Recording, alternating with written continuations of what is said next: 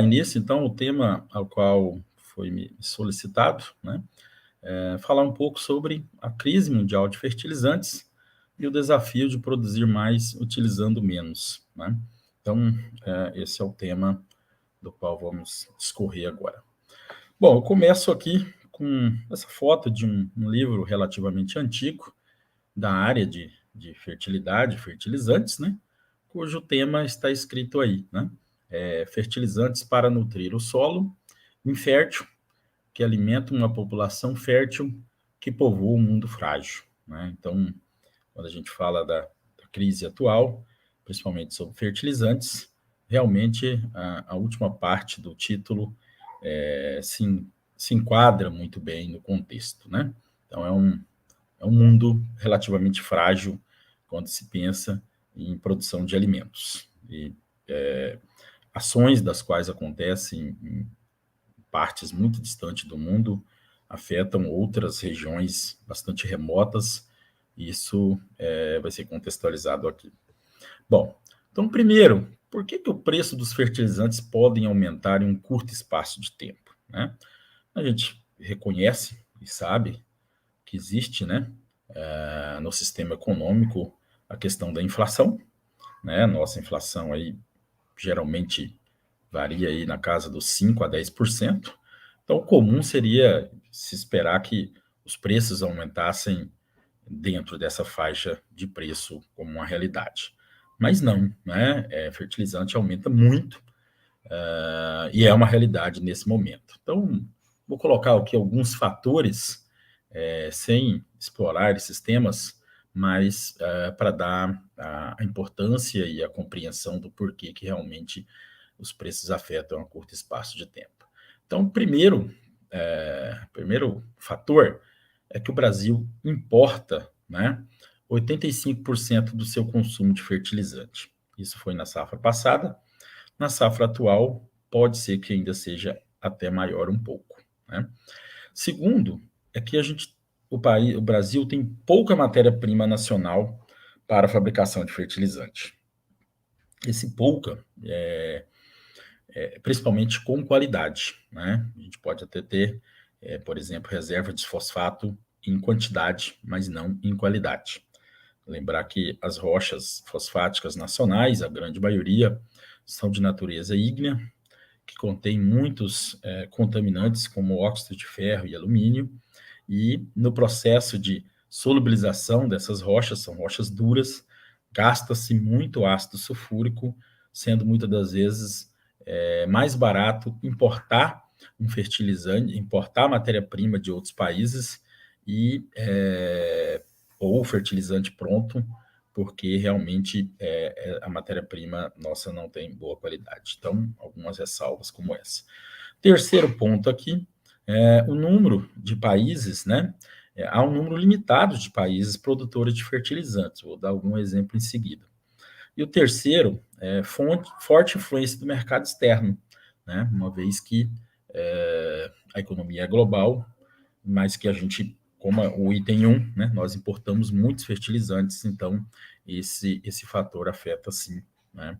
Então, esses são os principais aqui, né, sem discutir exaustivamente. Dado bem interessante, né, recentemente apresentado em uma conferência, do qual está citado aqui, mostrando, então, esse aumento dos preços dos fertilizantes. Então, veja que de janeiro de 2021 a setembro de 2022, pouco mais que um ano e meio, veja que a tonelada do cloreto de potássio aumentou 200%.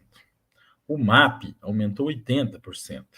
A ureia, 158%. Então, veja aqui no quadro, exemplificando aqui, a ureia, um fertilizante muito utilizado, o KCl, por exemplo, de 245 a tonelada em janeiro de 2021, atualmente está em 745. E o gráfico aqui ao lado mostra a evolução desses preços ao longo do tempo. Então, é um aumento muito rápido, né?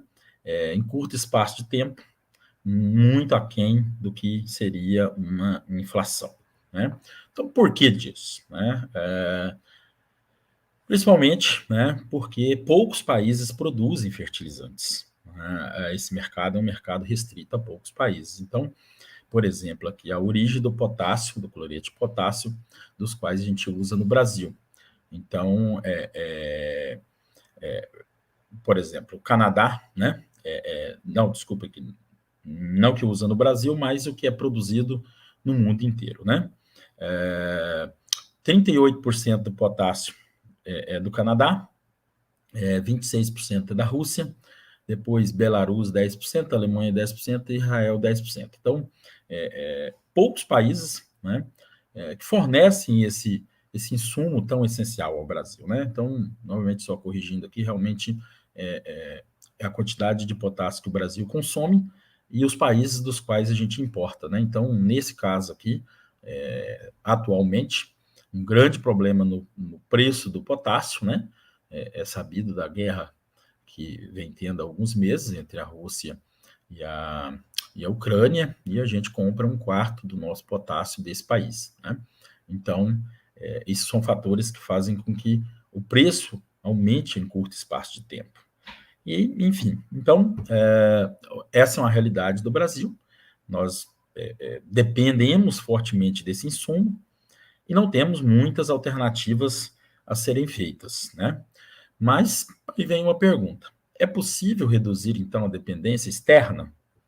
Bom, para isso foi criado o Plano Nacional de Fertilizantes, lançado, né, este ano. É uma estratégia, né? Isso é proposto como não um plano de governo, mas um plano de Estado, para que até 2050, né, cerca aí de aproximadamente 30 anos, o Brasil reduza a dependência, né? É importante ficar claro que é reduzir a dependência, né? E não ter uma autossuficiência, porque realmente a autossuficiência não é possível quando se trata de fertilizantes para o Brasil, né? A gente tem clima excepcionalmente bom, condições de terra, mas realmente esse insumo nós não temos em uma oferta muito grande no país. Então, nesse Plano Nacional de Fertilizantes, que está estruturado dentro da Secretaria de Assuntos Estratégicos da Presidência da República, é um plano, né, de 30 anos, contendo várias atividades, né? E eu destaquei aqui, né, as boas práticas para o uso de fertilizantes como uma dessas estratégias para minimizar e reduzir essa dependência, né? Então, usar eficientemente esse recurso que é escasso é uma grande ferramenta para que a gente conviva com essa dependência e um patamar de equilíbrio, né? Então, aqui, né, não é novidade, a gente tem diversos livros, manuais que tratam do assunto. Estou citando um aqui, por exemplo, né, esse boletim do antigo IPNI, que trata de boas práticas para o uso eficiente de fertilizantes. Inclusive, um capítulo desse livro foi escrito por mim e alguns colaboradores. Bom, para entrar ao assunto, então, né, focado aqui no uso eficiente de fertilizantes como uma ferramenta para minimizar essa dependência, né? Então, primeiro, alguns conceitos fundamentais, tá? Primeiro dele, esse conceito de agricultura com base em evidências. Então, né, uma prerrogativa e uma necessidade fundamental, né, eu destaquei aqui, a necessidade da adequada ciência derivada de controles apropriados, repetições em experimentos aleatórios, realizados em diferentes locais e contando com explicações assertivas das respostas obtidas, né? Então, assim, a palavra-chave aqui é experimentação agronômica. Então, há necessidade realmente, né, de realizar experimentação agronômica para toda e qualquer nova fonte, ou até para aperfeiçoar uma prática de manejo do qual visa o uso eficiente de fertilizantes. Então, essa é uma das principais mensagens de boa parte do que eu vou proferir aqui agora, a necessidade de experimentação agronômica sólida, né? Testemunha, controle, local, a devida casualização, análise estatística correta, enfim. Então, essa é a principal mensagem. A gente precisa, cada dia mais, fazer essa atividade para que realmente a gente use as fontes de fertilizantes que são eficientes, que contribuam para a nutrição das plantas e que tragam retorno econômico ao produtor. Bom, primeiro passo. Então, a premissa básica, né? Então, lembrar que, de um lado, nós temos a necessidade da planta, do outro lado, nós temos o solo. Eu exemplifiquei aqui, né, o triângulo em verde, como a necessidade da planta, e o que os nossos solos geralmente é capaz de fornecer. Então, via de regra, nossos solos cerrados são pobres, né, da maior parte do Brasil, mesmo que não seja de cerrado, tem uma quantidade limitada de nutrientes, dos quais geralmente não atende completamente a nutrição da planta. Então, para que a gente consiga produzir adequadamente, necessitamos, então, adicionar fertilizante, isso praticamente ano após ano, baseado-se em uma análise de solo, porque essa adição de fertilizante ela pode ser maior ou menor, dependendo da reserva que a gente tenha construído no solo. Bom, então, principais premissas básicas para que a gente faça o uso, né, correto de fertilizante. Então, eu enumerei aqui 4 leis fundamentais da fertilidade do solo e vou destacar, para não perder tanto tempo aqui, direto nessa terceira, que é a lei dos incrementos decrescentes, ou lei de Mitscherlich. Então, o que diz essa lei?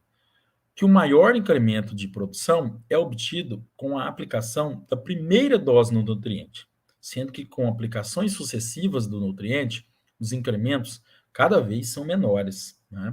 Então, é importante observar essa lei dos incrementos decrescentes, porque ela é muito válida para que se tenha, então,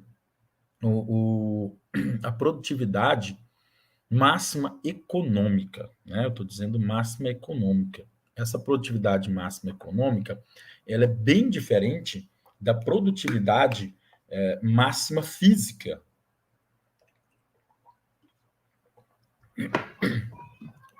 Eu vou explicar em seguida, então.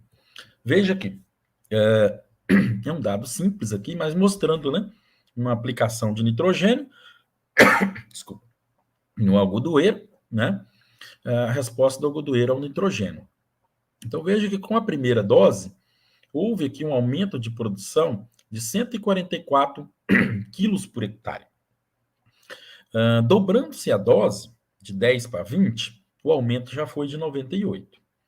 Indo a 30 quilos, o aumento já foi de 67. Veja que ambos os acréscimos foram de 10 quilos. Então, são acréscimos equivalentes, né? Mas a resposta em produtividade, ela vai diminuindo. Então, quando chega aqui o aumento de 50 para 60 kg de nitrogênio aplicado em cobertura no algodoeiro, veja que o aumento de produtividade já foi de apenas 22 quilos por hectare. Então, se a gente comparar o primeiro, 144 quilos, com o de 22, a gente vê que tem uma ordem aqui de 7 vezes ou mais, né? Então, essa é um exemplo prático da lei dos incrementos decrescentes. Então, eu tenho que observar que, chegado o momento em que eu tenho um atendimento suficiente da exigência da planta, lembra do gráfico verde? Então, quando eu atendo a exigência da planta, se eu adicionar mais nutriente, não haverá resposta. E aí, né, um insumo caro, como fertilizantes, a gente nunca deve aplicar em excesso, né? Então, aqui, traduzindo em miúdos aqui, mais claro, né, nesse gráfico aqui, nessa tabela aqui do professor Molim, está muito claro que, né, o mesmo exemplo ali, né, adicionando as doses do fertilizante, do adubo, e eu tendo os aumentos em produtividade. Chega um momento, né, porque eu tenho aqui o custo do fertilizante e outros custos da lavoura. E esse custo, ele vai aumentando de acordo com a dose. Então, tem um ponto aqui que é, né, a produção máxima econômica. Veja que a produção máxima econômica, ela está um pouco abaixo da produtividade máxima física, né? Ou seja, esse ponto que vai da produtividade econômica até a produtividade máxima física é um ponto que eu tenho uma grande quantidade de fertilizante adicionada e ele não me traz retorno econômico, porque muito provavelmente aqui na produtividade máxima física, ou muito próximo disso, eu tenho o nível crítico, né, que a gente chama. O que é o nível crítico? É o nível de nutriente no solo que me dá a máxima produtividade, geralmente 90% da produtividade máxima, porque 100% da produtividade máxima geralmente não é econômica, né? Então seria algo desta forma, né? Então aqui está um gráfico, né, bem didático, mostrando que quando eu tenho teores no solo médio, muito baixo, baixo e médio, eu estou construindo a fertilidade do solo. Quando eu atendo o nível crítico, como eu comentei antes, o nível crítico é o teor no solo que divide o teor médio do adequado, né? E toda essa faixa aqui, né, que vai de 90% da produção máxima até o limite superior do adequado, eu já estou passando para o alto, isso aqui seria uma faixa que a gente considera de adequado, né? Veja que eu praticamente estou indo de X para 2x, o dobro, né? Então, o teor adequado é uma faixa grande e eu, para me sair do nível crítico até o limite superior do adequado, né, que é 100% de produtividade, ou seja, provavelmente aqui no 90 seria aquela nossa produtividade máxima econômica, e no 100% a produtividade máxima física. Ou seja, eu dobro a quantidade de nutriente aplicado e eu aumento somente 10% da produtividade. Então é algo que não é necessário, é um risco. Eu gasto muito e um retorno muito pequeno, né? Então, a lei dos incrementos decrescentes. Então, eu tenho que conhecer muito bem o nível crítico das culturas, né? Para que eu faça o uso adequado da quantidade adequada de nutriente, né? Então, aqui é uma outra forma de ver isso, muito parecido com aquela anterior, mostrando novamente aqui, ó, né? Essa linha em vermelho aqui, ela fica muito didática, mostrando que depois de 90% da produção máxima, eu posso aumentar praticamente indefinitivamente, né, a quantidade de nutrientes no solo, que eu não tenho maiores ganhos em produtividade. Então, por que eu vou fazer isso? Né? Então, eu estaria deixando nutriente no solo. Alguns, sim, podem ficar armazenados como fósforo, mas alguns, como nitrogênio, potássio, muitas das vezes o excesso não vai causar dano à produtividade, geralmente, no caso de macronutrientes, precisam ser quantidades muito grandes, mas também fica lá no solo exposto, podendo ser lixiviado, volatilizado. É muito mais adequado eu ter esse dinheiro no banco ou gastando com outro insumo necessário no desenvolvimento da lavoura. Né? Então, essa é uma principal mensagem: conhecer muito bem o solo do qual vai se cultivar. Né? Então, indo mais para a parte prática aqui, eu vou falar então de aplicação de tecnologias disponíveis. E a primeira tecnologia disponível seria o quê? Conhecimento. Então, conhecimento é muito importante, né? E boa parte disso a gente tem disponível, né? Então, está aqui, apenas exemplificando, várias recomendações de adubação nos estados diversos do Brasil, e eu destaco aqui o boletim aqui, Cerrado, né? Correção do solo e adubação, o número 4 aqui, que é a base do que a gente usa aqui na região centro-oeste, é o boletim da Embrapa Cerrados. Então, pode ser melhorado? Sim, a gente sabe que pode ser melhorado. Já houve melhorias aqui para a região do Cerrado, em experimentações realizadas pela Fundação Mato Grosso, por exemplo, principalmente em potássio, né? No passado era muito comum a gente fazer potassagem, né? Que seria o quê? Uma correção do nível de potássio no solo. Hoje já não há muita necessidade de fazer isso, principalmente em solos arenosos, e isso foi determinado e conhecido através de muitas experimentações, principalmente da Fundação Mato Grosso, na região aqui do nosso estado.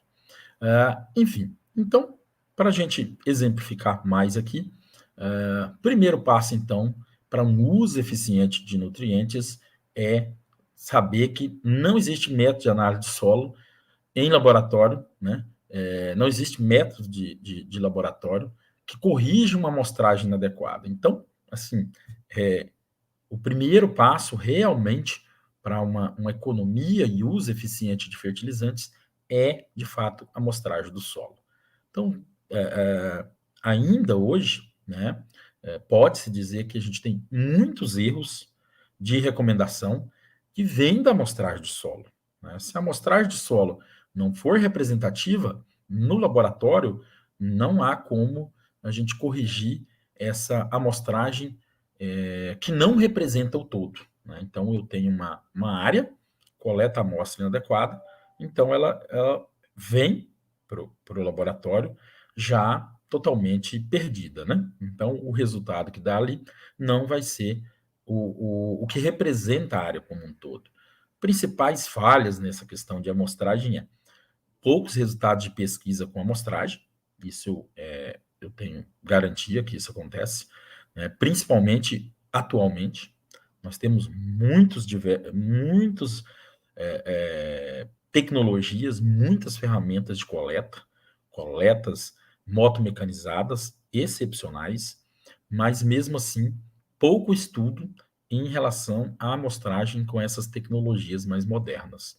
Isso faz-se muito importante, né? Usa-se essas tecnologias, mas a calibração do método de coleta, muitas delas não foram estudadas e experimentadas. Há um espaço muito bom para pesquisa nisso, para aferir, né, para que a amostragem seja mais assertiva.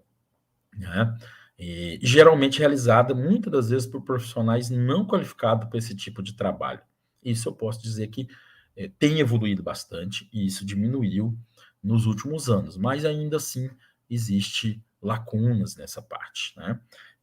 Principalmente amostragens em camadas das quais não representam o que está naquelas tabelas que eu mostrei anteriormente, né? Vou fazer um parênteses aqui que as tabelas de adubação que existem atualmente, elas praticamente todas foram concebidas para a recomendação do fertilizante com amostragens da camada de 0 a 20. Então, essa é a camada que eu faço a interpretação e recomendação do fertilizante. Então, eu devo até fazer amostragens de 0 a 5, 5 a 10, 10 a 15, ou outras camadas mais profundas, principalmente para avaliar como está a estratificação dos nutrientes no perfil do solo, mas a camada da qual eu utilizo para recomendação deve ser a camada de 0 a 20. Né? Infelizmente, eu já vi recomendações utilizando, por exemplo, a camada de 0 a 15, o qual não é adequado. Né? Há uma grande chance, quando se amostra camadas como 0 a 10 ou 0 a 15, de você estar superestimando, né, está subestimando, na verdade, né? Geralmente as camadas superiores são mais enriquecidas devido à estratificação dos nutrientes e você estaria subestimando a adubação. Tá? Bom, com relação a essa questão da coleta, eu gostaria de fazer um exemplo aqui que eu sempre utilizo em aulas e palestras, que é bem didático. Então, veja a importância de uma boa coleta. Então, aqui é uma área, supondo aqui uma área homogênea de 10 hectares, considerando o volume de solo, né, padrão, como eu disse, da camada de 0 a 20 centímetros, de 0 a 20 metros, né? 20 centímetros de profundidade. Então, nessa camada de solo, aproximadamente a gente tem 25 mil quilos de solo. Então, para esses 10 hectares, geralmente depois lá de coletar 10, 15 ou 20 amostras compostas, a gente faz uma amostra simples, né, composta, com meio quilo, aí, 400 gramas de terra, e isso é enviado ao laboratório. Se eu fizer uma proporção, né, de 25 milhões de quilos, dividido por meio quilo, então eu tenho 50 milhões de vezes maior. Então, eu gosto de destacar isso para enfatizar a necessidade de uma excelente e uma planejada amostragem do solo, para que ele represente bem o seu solo real, né? Então, se isso não for feito, tudo para frente, com certeza, vai estar falho, né? Então, o número de amostras, ele é importante. Às vezes, se pensa que não. Posso pegar 5, 10 amostras ali, é suficiente? Não, não é suficiente, né? Aqui esse quadro aqui, ele mostra muito bem, né, que o limite de precisão, ele depende grandemente do número de amostras. Por que que a gente pega geralmente 10, 15 ou 20 amostras compostas para fazer uma simples, né? Quando a amostragem é por moto mecanizada, com grids, geralmente fica muito na faixa de 10 amostras por grid, né? Mas em coletas normais, o recomendado é pelo menos próximo a 20 amostras, né? Então veja que eu preciso, né? Quando eu vou aumentando o número de pontos, eu vou aumentando o limite de precisão, né? Então chega uma situação que é, é, eu, eu, quando eu coleto muito mais do que 20, também não tem necessidade, né? Eu não vou ter mais perdas de precisão, porque eu coletei muitas amostras. Então, eu tenho que ter pelo menos umas 10 a 20 amostras, dependendo da situação, para que eu tenha uma boa precisão no meu sistema de amostragem, né? Então, o erro, ele diminui rapidamente à medida que aumenta o número de amostras simples. Então, o que vale muito é o número de amostras simples. E isso diminui grandemente o erro, né? E aí, caminhando aqui um pouco para uma parte mais aplicada da nossa palestra, então, os nossos sistemas de cultivo no Brasil melhoraram grandemente, né? Então, temos sistema de plantio direto, sistemas de produção, palhada, cobertura de solo. Eu coloquei duas fotos aqui bem simples para lhes mostrar como mudou o conceito na agricultura aí nos últimos 50 anos. Então, veja que, antigamente, essa era uma foto, né, do lado esquerdo aqui, uma foto típica de um cafezal, né? Então, as ruas, as entrelinhas do café eram limpas, né? O solo estava completamente exposto aqui, né? E hoje esse é o conceito do lado direito. Então, eu tenho um solo com plantas de cobertura, né? Esse solo não está exposto a ser lavado, a ser erodido, né? E essas plantas de coberturas têm uma função muito grande, né? Geralmente hoje se aduba, inclusive, a entrelinha do cafeeiro. E depois maneja-se essa planta de cobertura, colocando ela aqui na projeção da copa, né, das plantas de café. Isso melhora a temperatura, melhora a toda a diversidade do solo, controla melhor pragas e doenças, enfim. Então, hoje é bem consolidado, mas isso mostra que essa mudança melhorou muito nossa eficiência de uso de nutrientes, e eu vou mostrar isso em seguida. Então, isso mostra uma evolução, né, na nossa agricultura. E aí, eu coloco aqui um exemplo, né, da Fundação de Estudos da Fundação Mato Grosso, mostrando o quanto sistemas de produção mudam grandemente as características do solo, né? Então, veja aqui 3 exemplos, né? Do lado esquerdo, um sistema do qual a gente pode se dizer que foi a abertura do cerrado, soja pousio. Aqui já um sistema soja-milho, o sistema mais comumente utilizado atualmente, e um sistema com rotação de cultura aqui do lado esquerdo, né? Então, observe que, com certeza, esses solos tem, né, propriedades físicas, né, e biológicas diferentes. Eu diria que talvez química nem tanto, mas esse solo pousio ele pode ser, inclusive, até mais quimicamente rico em nutrientes do que os outros dois. Mas veja claramente o quanto esse solo tem material orgânico.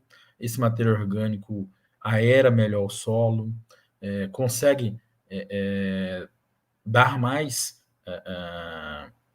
liga aos agregados do solo, enfim. Então, é um solo biologicamente muito mais ativo, então esse mostra um contraste muito grande do quanto a gente evoluiu para sistemas de cultivo mais sustentáveis, né? E isso, eu vou mostrar em seguida, tem uma implicação muito grande na eficiência de uso de nutrientes, e é o que mostra aqui, um dado aqui do saudoso pesquisador Djalma Gomes Martinião, né? Felizmente faleceu recentemente de Covid. Mas veja que um dado antigo dele, mostra a grande visão que o Djalma tinha, mostrando aqui o nível crítico que nós comentamos, né? Para se produzir aqui 3 mil quilos de grãos, no caso aqui grãos de soja, um sistema de rotação, né, cultura com pasto, e um sistema pousio, apenas a cultura. Então veja que para o sistema de pousio, de cultivo animal com pousio, precisa-se de pelo menos 6 miligramas de fósforo disponível para dar a produtividade máxima. Enquanto que no sistema com palhada, com rotação, precisa-se de 3 miligramas aproximadamente. Então veja que o nível crítico, num sistema mais eficiente, é a metade. É a metade. Então, veja que essa é uma informação extremamente interessante. Isso mostra que o quanto o uso adequado, uma ferramenta como o manejo do solo, pode me levar a uma eficiência de aproveitamento do fertilizante muito grande. Então, a gente tem uma ferramenta poderosíssima, né? Então, eu posso ter uma eficiência 50% maior quando eu simplesmente tenho um sistema de manejo mais eficiente. Então, imagine que tecnologia em termos de produto, em termos de aditivo, poderia dar uma eficiência 50% maior no uso de nutriente. Então, essa ferramenta, ela existe e ela vem sendo adotada e evoluída no Brasil. E aqui é um exemplo de um trabalho conduzido por um orientado meu, Wilson Teixeira Vargas. Esses aqui são estudos que a gente fez em fazendas, dos quais fizemos o balanço dos nutrientes. Uma ferramenta simples, matemática apenas, né, uma planilha de Excel, e contabilizar, né, quanto de nutriente entrou pela adubação, né, e o quanto saiu pela exportação, pela colheita aqui, pela produtividade, em 2 locais aqui, um em Montevidéu, Goiás, outro em Primavera do Leste, Mato Grosso. Então veja que em Montevidéu, destaca-se aqui o quanto o produtor estava aplicando a mais de fósforo, né? Então, se considerar o exportado como aplicado, estava dando um balanço positivo de 147 quilos de P2O5. Então, um excesso, né? Não tem necessidade de sobrar tanto fósforo para um solo que já tem fertilidade construída, ele já está com teor acima do nível crítico. E do potássio, esse produtor estava bem equilibrado, sobrando aqui cerca de 10 quilos, uma margem de erro considerável, né? E aí já o produtor aqui em Primavera do Leste, o caso contrário, né? Ele não estava sobrando tanto fósforo, mas estava sobrando muito potássio, mais de 100 quilos por hectare. Então, uma ferramenta simples, importante de se fazer, monitoramento da dose, né? Quanto entra, quanto sai. Isso é possível fazer simplesmente analisando os grãos, ou na ausência da análise dos grãos, existe teores médios de nutrientes nos grãos reportado na literatura. E aqui alguns exemplos, né? A gente está falando de um momento de crise de fertilizante e é muito comum termos, por exemplo, essa pergunta. Professor, eu já recebi várias perguntas como essa e esse é até um resultado aqui recente que nós aproveitamos uma demanda e fizemos um estudo aqui com os alunos de graduação. Então, era uma área de pivô, o produtor comprou o fertilizante potássico, plantou a soja, mas o fertilizante não chegou. E ele tinha o solo com esses teores de potássio aqui no solo, né? Veja que esse solo local 1 aqui, ele tinha 92 miligramas de potássio, então uma boa quantidade. Esses dois locais aqui, ele tinha o teor ali próximo do nível crítico, né? Então, era de se esperar aí talvez uma resposta ao fertilizante potássico, nesse caso, né? E aí, como o fertilizante não chegou, nós fomos lá na área e fizemos parcelas e aplicamos potássio, e na área do restante da área ficou sem o potássio porque não tinha o fertilizante. E nesse caso, depois medimos a produtividade, e aí está aqui o resultado: 69 sacas por hectare, a média das parcelas com potássio e 68 sem o potássio, né? Então, isso aqui com certeza não é diferente significativamente. Não fizemos a estatística, mas é um saco, né? Para esse nível aqui, para essa quantidade de repetição, cada local desse, a gente tinha 4 parcelas com potássio e 4 parcelas sem potássio, né? Então, no caso aqui, no total, são 12 parcelas sem potássio e 12 parcelas com potássio, né? E o PMS também está aqui, né? E esses eram os teores de potássio. A área tinha de 23 a 30 de argila, né? E na camada de 20 a 40 tinha-se esses teores de potássio considerados baixos, bem abaixo do nível crítico, mas, né, não é calibrado para camada de 20 a 40. Mas isso mostra que, numa situação de emergência, quando você tem teores próximos ou ligeiramente acima do nível crítico, é possível, num momento de necessidade, fazer uma economia de potássio, né? É óbvio que o produtor, por segurança, se ele tivesse o potássio, ele iria aplicar, mas numa necessidade é possível reduzir aí 50%, 30% da adubação, sabendo que no próximo ano eu tenho que fazer uma análise de solo para ver como que isso ficou e eu poder corrigir, né, novamente a fertilidade do solo. Então, eu construí uma fertilidade. Então, em algum momento, eu posso sim usar essa fertilidade, a reserva dessa fertilidade, tendo na consciência de que entre safra é necessário fazer análise do solo para você realmente conhecer quanto que você tem nas suas glebas, né? E outro dado interessante aqui é com relação a calcário, né? Recentemente eu tenho visto aplicações de altas doses de calcário, isso em alguns casos é completamente justificado, áreas de abertura, áreas muito pobres, muito ácido solo, principalmente conversão de área de pasto degradado para lavoura, né? Mas muitas das vezes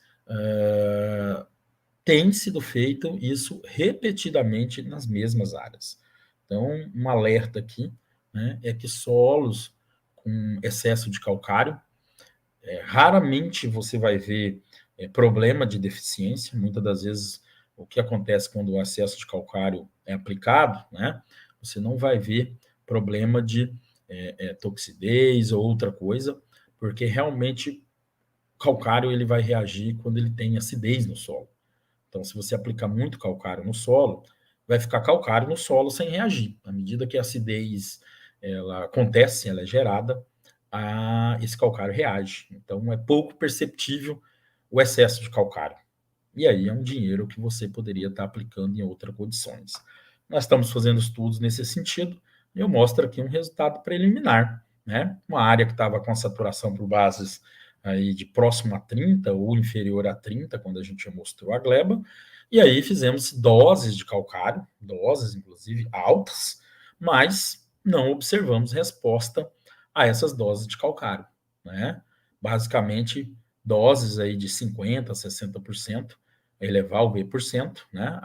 Desculpa, 60%, 70%, foram bem suficientes para repor e corrigir a acidez, né? Então, eu, né, realmente, como pesquisador, coloco aí um ponto de reflexão para quem está fazendo altas doses de calcário sem um devido embasamento técnico, científico e agronômico, né?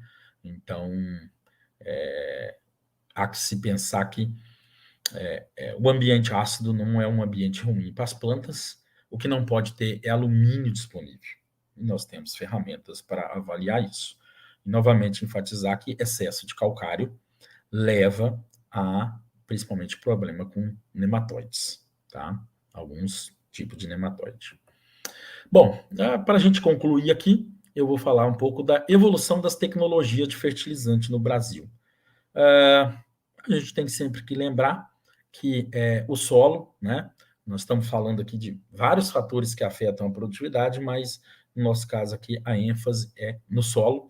Mas olha, clima varia grandemente e afeta a produtividade na média até mais de 50%. Então, quando for se avaliar todo e qualquer produto ou técnica de manejo, há que se avaliar muito bem as condições climáticas para que você não tenha efeitos confundidores e o efeito seja de clima ou de um manejo ou do que você está medindo, né? Então, aqui, para exemplificar, nós temos evoluído grandemente, em azul aqui, a média de produtividade de soja nacional, e em verde, a média dos melhores produtores do SESB, né? Então, uma diferença grande de produtividade entre os melhores produtores, concurso SESB, e a média nacional. Com essas informações, né, de práticas dessas áreas de alto rendimento, estudando-se os fatores, né, observa-se que o fator clima tem variado muito, né, e hoje tem ferramentas muito interessantes para se utilizar eficientemente os dados climáticos para poder definir cultivar em cada gleba, em cada região, que se chove mais ou menos, um cultivar mais ou menos resistente, mais, mais tolerante, no caso, a uma condição adversa de clima, um material mais rústico, por exemplo, né? E com isso, a gente tem evoluído grandemente a produtividade no Brasil, né? E essa evolução da produtividade no Brasil, ela está alicerçada, que eu queria demonstrar aqui, por o uso correto de fertilizantes. Então, alguns anos atrás, nós fizemos uma conta de que na economia de área, porque a gente aumentou grandemente a produtividade no Brasil, o fertilizante ele contribui aí com 25 a 33% da produtividade, né? E aí, as boas práticas do uso de fertilizantes no Brasil evitou que cerca de 20 milhões de hectares de áreas forem incorporadas ao sistema produtivo, ou seja, simplesmente melhorando, aplicando as tecnologias corretamente, nós estamos poupando a abertura de áreas que deveria acontecer quando a gente não tivesse uma produtividade adequada, né? Esse caso aqui é um caso bem interessante.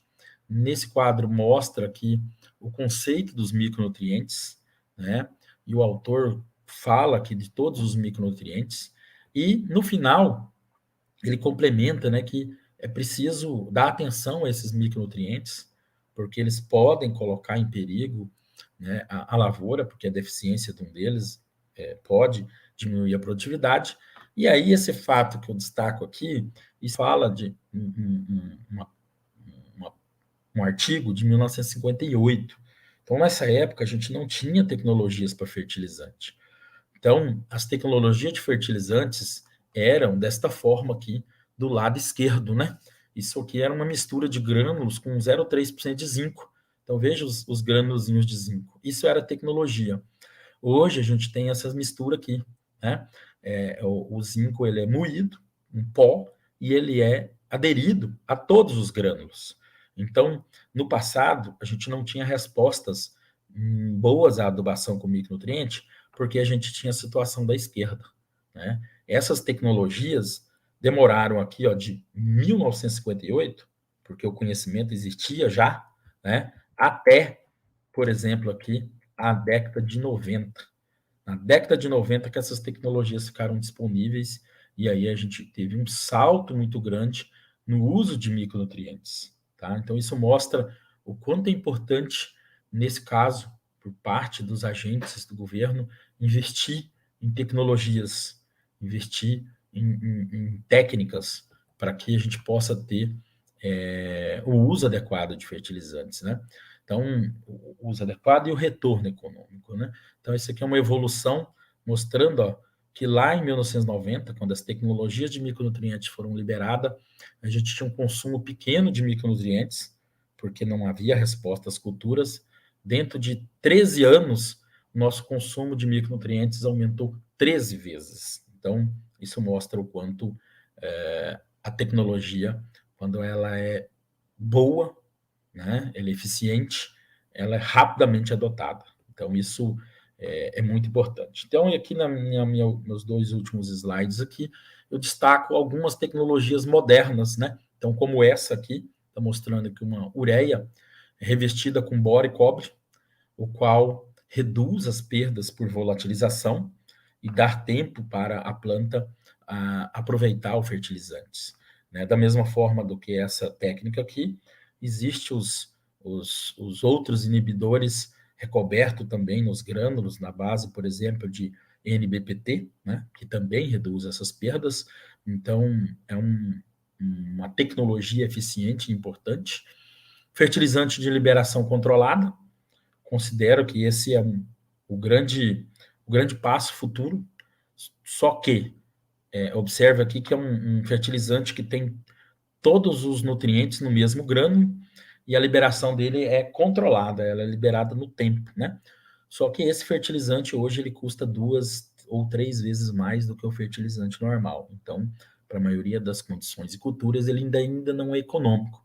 Mas essas tecnologias podem se tornar econômicas à medida que isso for desenvolvido, né? O mercado for mais popularizado, na verdade.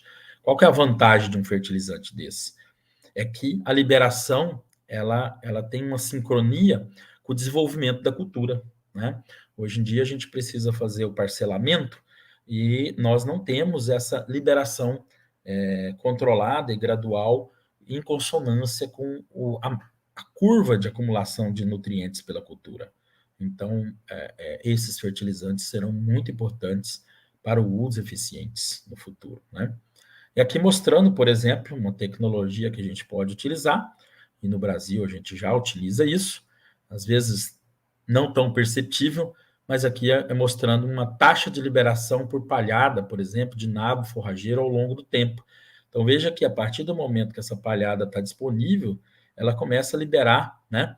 E ela chega a liberar aqui, ó, cerca de 10 dias depois que a palhada é manejada, 2,5 kg de potássio por dia, né? Então, se for feito um manejo adequado de palhada, ela vai liberar o nutriente, né? No momento, ou boa parte dele no momento que a planta tem maior demanda, né? Então era isso. Eu concluo aqui a minha fala e agradeço aí a oportunidade. Espero que tenha transmitido alguma informação aqui, embora não seja algumas coisas tão novas, mas é muito importante enfatizar que a informação correta, o uso da informação correta é uma enorme tecnologia. E às vezes, né, eu cito aqui uma frase muito interessante do pesquisador Leandro Zancanaro, às vezes não usar também é tecnologia. Como eu mostrei em alguns casos aqui, que eu posso usar a reserva que eu tenho no meu solo, a reserva que eu construí, o produtor construiu, para um momento de crise, porque os custos estão altos e em seguida ele pode ser reduzido e eu posso atravessar esse momento de dificuldade usando a minha reserva que já está comprada, né? Mas depois eu tenho que reconstruir isso. Então, às vezes, não usar por um ano, dependendo do nutriente, até 2, né? O caso do fósforo é muito clássico disso. É uma tecnologia e é uma ferramenta. Mas para isso, o produtor tem que ter uma boa assistência, tem que ter um bom controle dos seus dados, um bom banco de dados, um bom histórico de área, um bom acompanhamento da lavoura, enfim. Então, era isso. E eu agradeço aqui.